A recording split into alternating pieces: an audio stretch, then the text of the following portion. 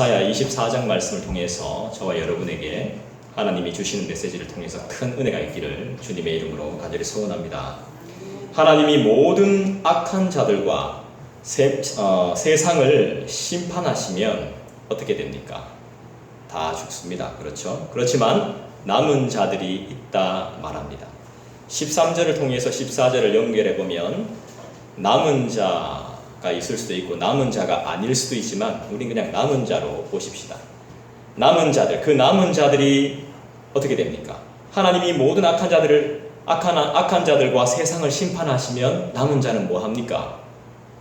하나님께 찬양을 올려드리는 겁니다. 그 남은 자들이. 심판당했네 이렇게 해서 막 두려워 떠는 게 아니라 이게 진짜 종말론인 거예요.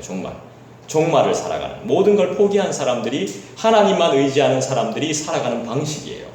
세상이 멸망하고 세상의 주권, 그러니까 힘센 자들이 멸망하고 이런 모습들을 보면서 남은 자들은 하나님을 찬송하는 거예요. 우리가 어제 봤던 영화처럼 막 도망다니는 게 아니라, 살아남으려고 끝까지 막 도망가는 게 아니라 그 무너지는 세상을 보면서 하나님을 찬송하는 거예요. 어차피 우리는 하나님이 벌하시면 도망갈 구멍이 없거든요. 하지만 이 일이 있기 위해서는 죄악으로 타락한 세상이 파괴되고 멸망하는 일이 먼저 일어나요. 우리가 찬송하고 남은 자가 있기 위해서는요, 어떻게 돼야 되냐 하면 타락한 세상이 멸망당하는 일이 먼저 벌어져야 된다고요. 환란이 온다 이 말입니다. 반드시 환란이 옵니다. 오늘 보세요. 읽은 말씀 보십시오. 환란이 오잖아요. 그죠? 근데 이 환란을 우리가 두려워해야 될 환란이 아니라고 말씀하고 있습니다. 여러분, 구원받은 백성은 마지막에 부끄러움을 당하지 않는다 말했습니다. 할렐루야. 아멘. 믿으시죠? 구원받은 백성, 구원에 대한 믿음이 철저하게 우리의 마음속에 깊숙이 박혀있는 사람은 절대로 부끄러움을 당하지 않습니다.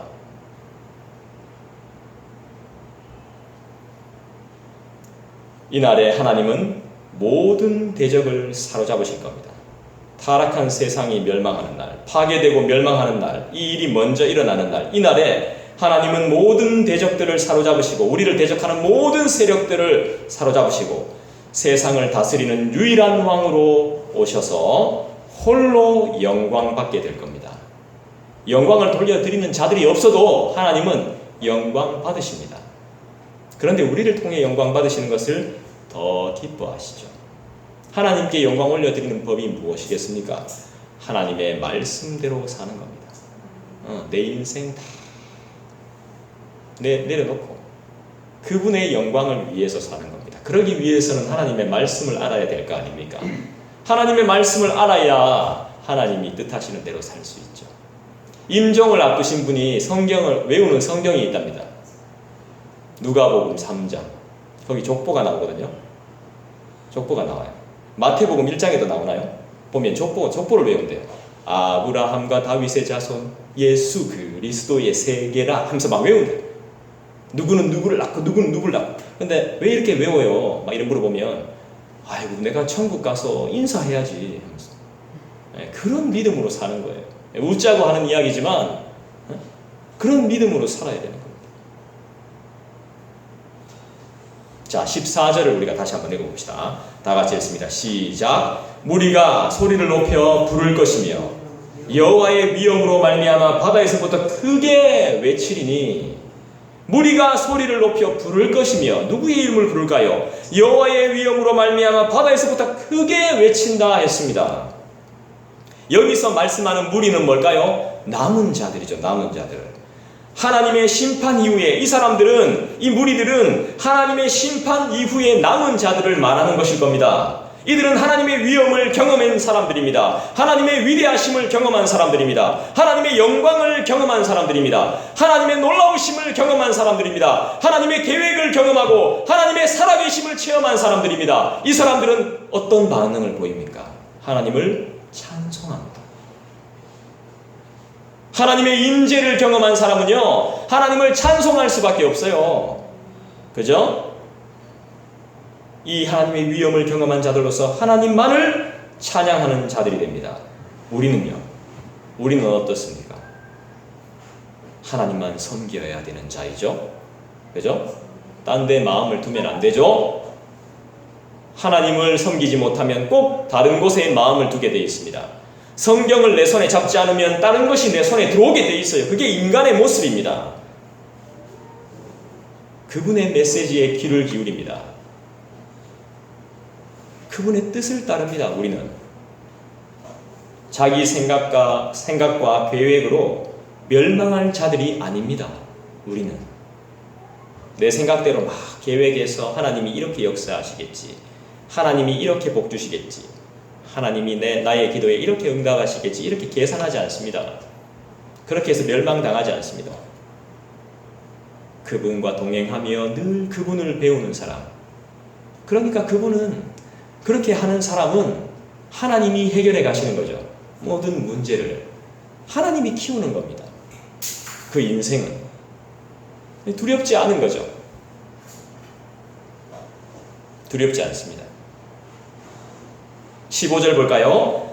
같이 읽을게요. 그러므로 너희가 동방에서 여호와를 영화롭게 하며 바다 모든 섬에서 이스라엘의 하나님 여호와의 이름을 영화롭게 할 것이라. 이 무슨 말입니까? 너희가 동방에서 여호와를 영화롭게 하며 바다에 있는 모든 섬이 이스라엘 하나님의 여호와의 이름을 영화롭게 할 것이다. 이게 도대체 무슨 말이죠?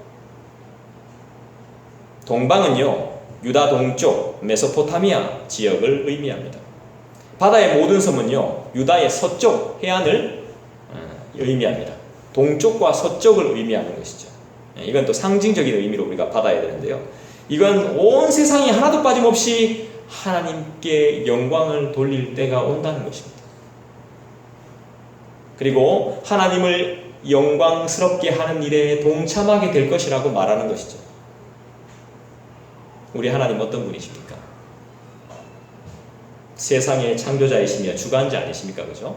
동쪽이든 서쪽이든 남쪽이든 북쪽이든 하나님이 다 주관하고 계신 겁니다.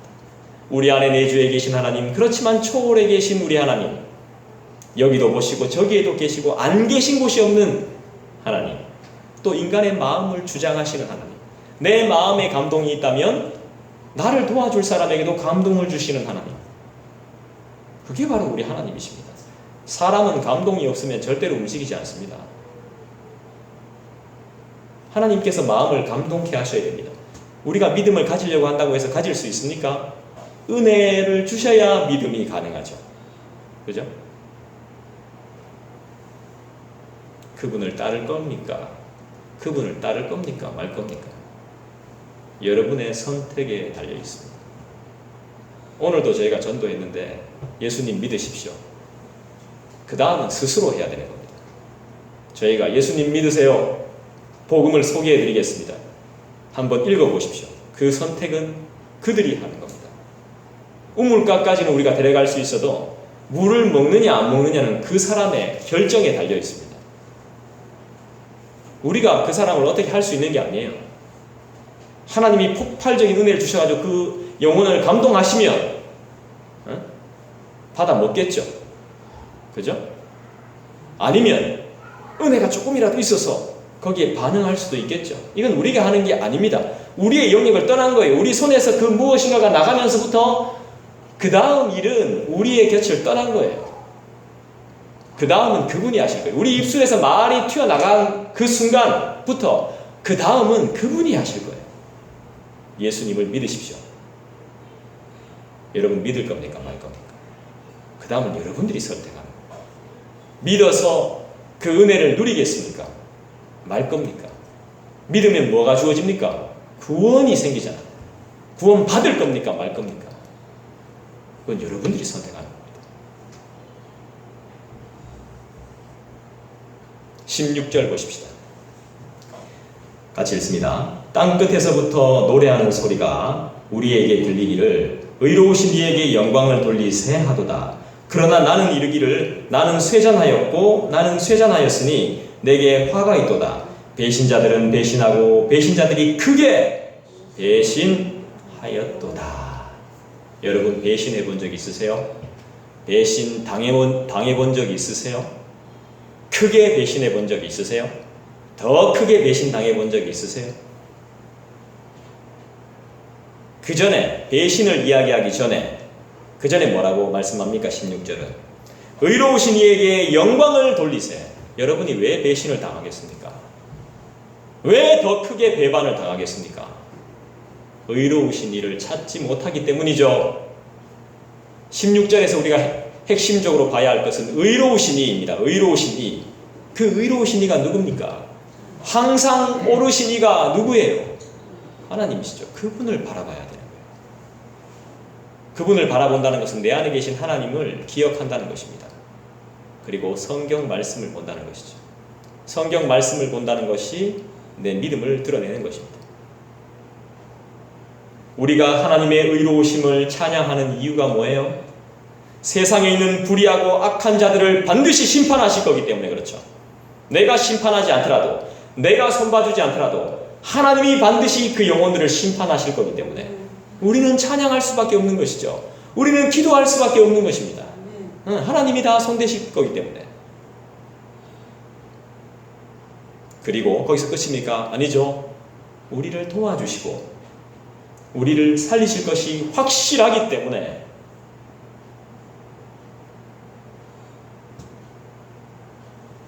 그 다음에 보시면 나는 쇠잔하였고 나는 쇠잔하였으니 내게 화가 있도다 이렇게 말씀해요.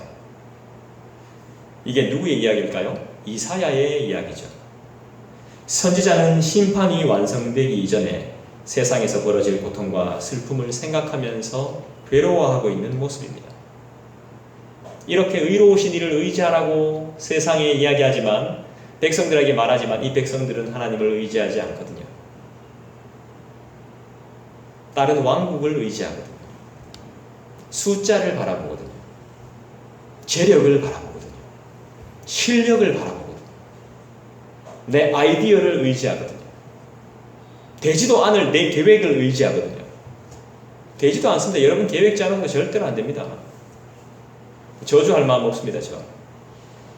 반드시 안 됩니다. 이루어지지 않습니다. 이루어질라 하다 말 겁니다. 의로우신 이를 의지하지 않는다면 그러면 우리는 쇠잔하여지고 화가 내게 임하게 되는 것입니다. 그럼 결국 어떻게 되는 겁니까? 나는 슬퍼할 수밖에 없는 것입니다. 모두가 하나님을 찬양하기 위해서는 하나님을 대적하는 세력들이 심판당하는 일이 먼저 있어야 하는데 이 심판 대상에 자신과 우리 교회가 포함되어 있다면 얼마나 괴롭겠습니까? 이사야가 지금 그런 거예요. 이 심판의 대상에 자기와 자기 민족 유다가 포함되어 있거든요. 괴로운 겁니다. 괴로운. 화가 임하니까.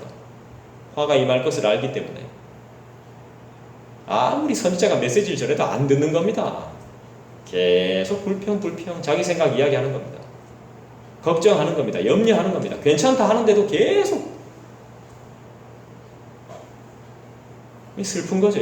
선지자는 외롭고 슬프고 괴로운 거죠. 17절로 넘어가 봅니다.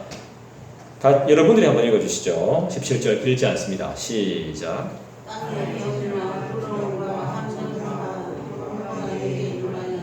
무슨 말입니까? 땅의 주민들아, 땅의 주민아, 두려움과 함정과 올무가 이르렀다 이렇게 말합니다. 이게 왜 나타나는 현상일까요? 하나님의 심판에서 벗어날 수 없음을 표현하는 것이죠. 두려움이 있고 함정이 있고 올무가 있다는 것입니다. 사냥꾼들이 사냥할 때 어떻게 잡아요? 이 사냥꾼이 잡는 걸 뭐라 하노?